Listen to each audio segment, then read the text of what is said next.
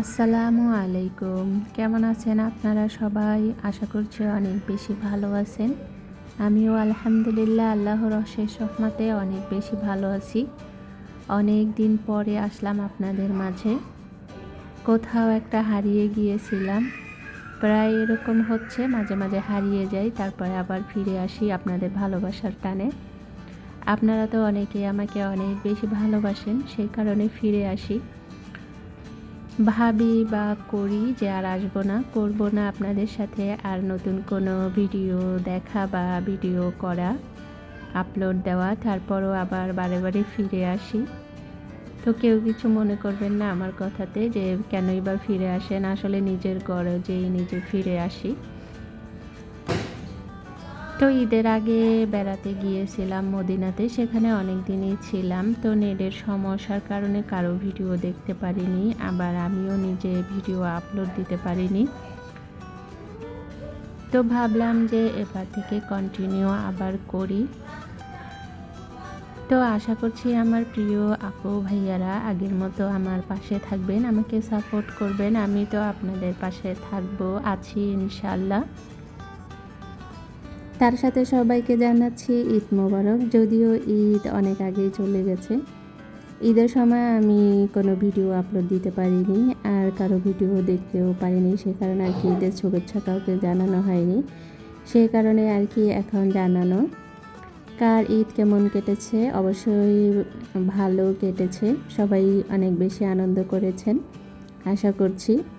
তো আমরা প্রবাসী, আমি প্রবাসী, আমার কথা বলছি। আর একজন প্রবাসীর ঈদ কেমন কাটে অবশ্যই জানেন, ফ্যামিলি ছাড়া, ভাই বোন, বাবা মা, তারপরে স্বামী সন্তান ছাড়া যেভাবে কাটে ওরকমই কেটেছে। তারপরেও শুকর আলহামদুলিল্লাহ, আল্লাহর দরবারে লাখো কোটি শুক্রিয়া। অনেক বেশি ভালো কেটেছে, অনেক বেশি ভালোই ছিলাম। ওই যে বললাম বেড়াতে গিয়েছিলাম, তো সেই জায়গায় গিয়ে আর কি আমি এমবি কিনে তারপরে দেখা যায় ফ্যামিলির সাথে কথা বলেছি। তো অতটা এমবি কিনে কারো ভিডিও দেখার মতো বা ভিডিও আপলোড দেওয়ার মতো এমবি আমি কিনিনি, কারণ এই দেশে এমবি বা আপনার ডাটার অনেক বেশি দাম নেটের, সেই কারণে আর কি কেনা হয়নি। তবে 2-1 দিন হলে কিনে চালানো যেত, যেহেতু অনেক দিন ছিলাম সেই কারণে আর কি।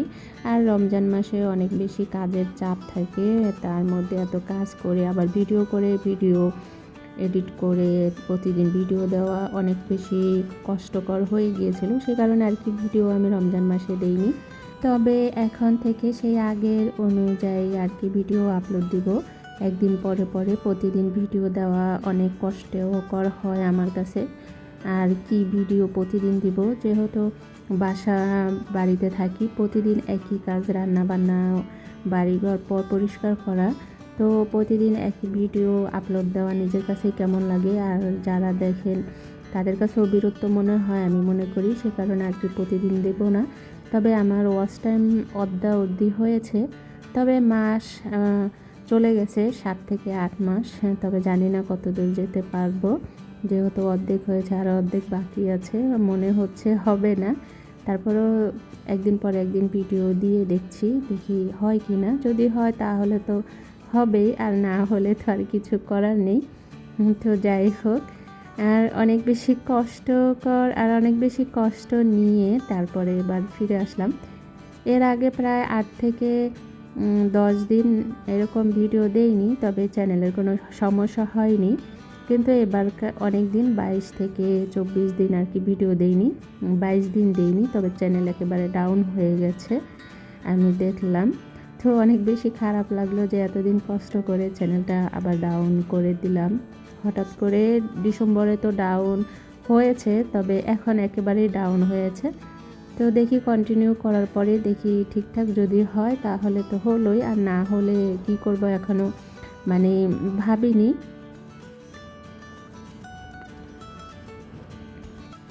2-1 মাস ভিডিও আপলোড দিব, যদি ঠিক হয় তাহলে ঠিক আছে, আর যদি ঠিক না হয় তাহলে নতুন কোনোভাবে আর কি বাদ দিয়ে দেব, এরকম আছে। কারণ এত ধৈর্য নিয়ে কাজ করা আসলে খুবই কষ্টকর।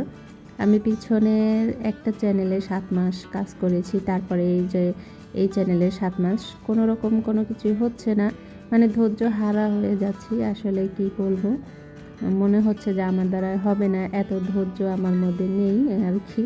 তো আর কি বলবো, মানে কি করার আছে। তো অনেক আপুরাই আমাকে মানে নক দিয়েছে যে কি হয়েছে, কেন ভিডিও দিচ্ছ না, কেন নতুন ভিডিও ছাড়ছো না। তো এই আর কি, এই সমস্যা, এই যে বাসায় ছিলাম না, এই আর কি, এই জন্য আর কি ভিডিও আপলোড দেইনি। আর রমজান মাসের কিছু ভিডিও আছে, তবে সেগুলো আর এখন টুকটাক আর কি করে তারপরে আর কি শেয়ার করব আপনাদের মাঝে। তো এই যে আজকে কি কি রান্না করলাম, কি কি কাজ করলাম, তার মধ্যে থেকে আর কি কিছু কিছু আপনাদের সাথে শেয়ার করলাম আর কি। তো আশা করছি আপনাদের কাছে ভালো লাগবে।